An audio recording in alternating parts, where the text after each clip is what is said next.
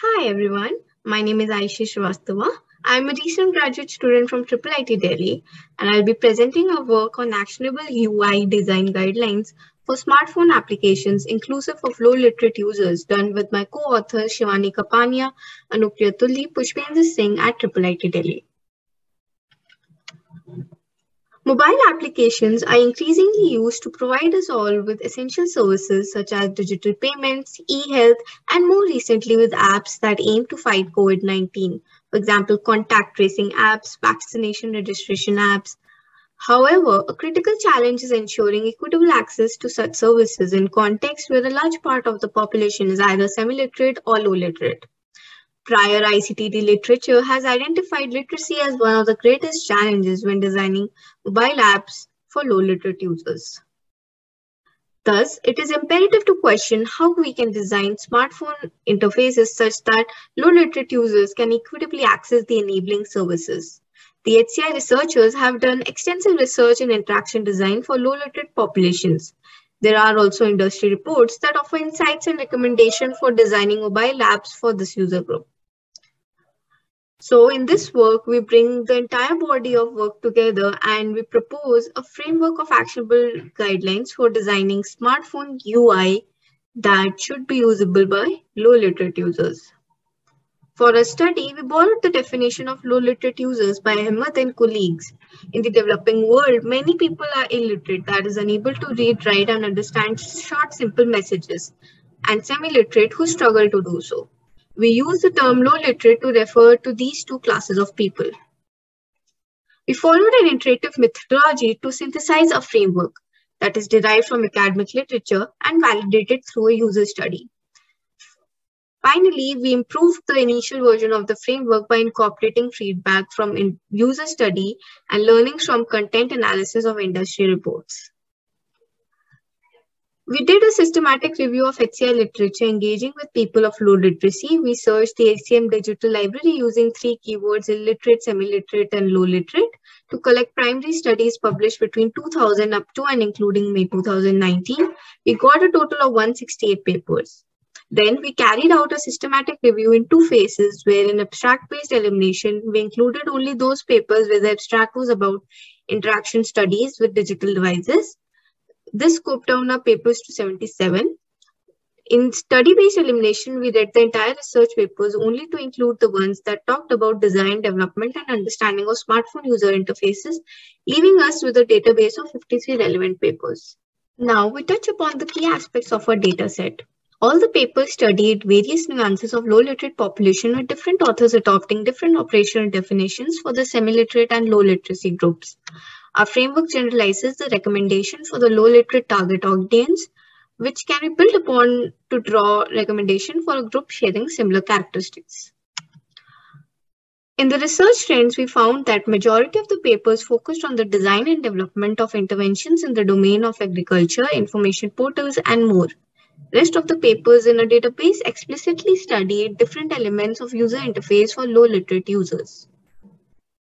We conducted a preliminary evaluation study of the initial version of a framework, where we recruited 20 participants having at least a year experience in UI UX HCI, and we shortlisted a set of 8 mobile apps from Google Play Store and Apple Store where people with low literacy are potential users.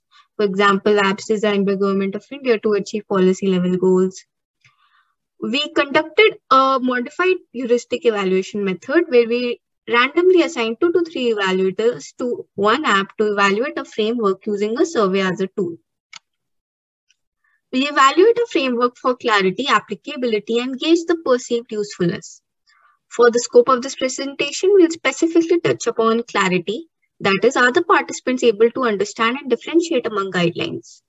One of the key aspects of qualitative data revealed that our participants recommended on tweaking the structure of a framework. For example, participant 20 stated that the explanation is short enough and should be the guideline itself. So we ended up incorporating a separate section of definition with the guideline itself, where the picture demonstrates the structural evolution of a framework as a result of the analysis. We'll now talk about a framework designing SARL, where SARL stands for Smartphone Applications Embracing Low Literate Users.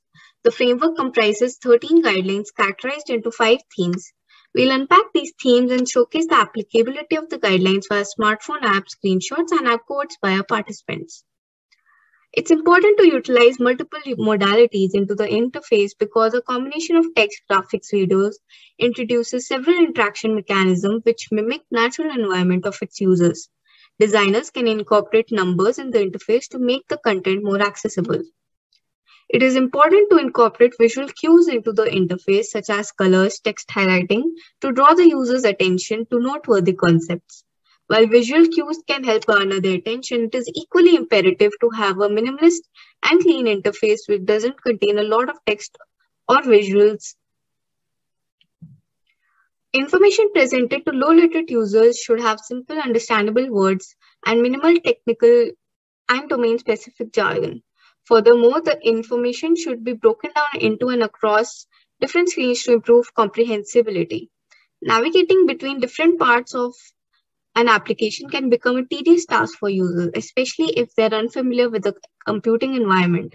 Thus, it is necessary to simplify the navigation structure. With the increasing complexity of smartphone apps, the need for a consistent and easily accessible help has become even more crucial.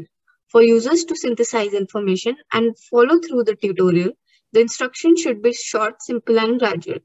Also, providing audio and video help can help overcome the struggles due to low literacy levels. Applications should incorporate the user's preferences by considering their cultural identities, literacy levels, and technological exposure. Users should be allowed to customize the control, layout of the interface, and general functionalities of the application according to their needs. Finally, intimidation due to app complexity can be reduced by integrating human facilitators into the overall system who can assist those with low literacy levels. Designing Surreal intends to support researchers, practitioners, designers, and implementers in the ideation, design, and evaluation of UIs.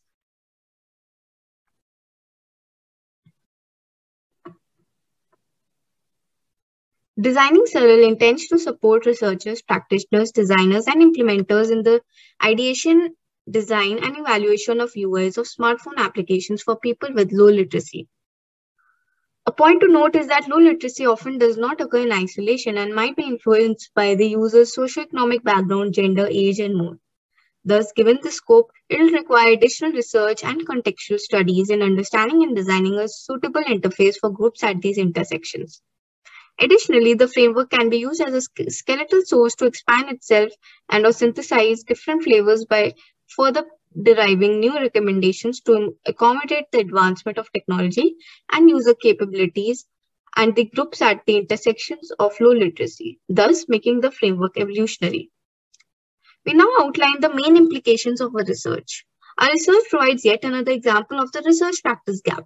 The breadth of HCI research in the field has great potential in facilitating the design of a more usable products for low literate users. However, a recurring theme that we observed through our user study was that several of the research proposed recommendations were not implemented in the smartphone apps that the participants used to evaluate a framework. The systematic review resulted in a corpus of recommendations that included users and technology interaction changing over the years. This implied the need to evolve the framework as new modalities of interaction appear with evolving user and UI elements. The impact of this will bring new insights into low literate users' engagement patterns, giving rise to new recommendations which make the framework evolutionary. Working towards reducing the research and practice gap, we follow the footsteps of DBIR Framework Portal and make our framework available on designingsurreal.com as an open resource that can be accessed, extended, and evolved by the community across academia and industry. This framework can be used for multiple purposes as discussed before. Now, we invite you all to read more about our research and engage with designingsurreal.com by contributing resources at our website. Thank you and have a nice day.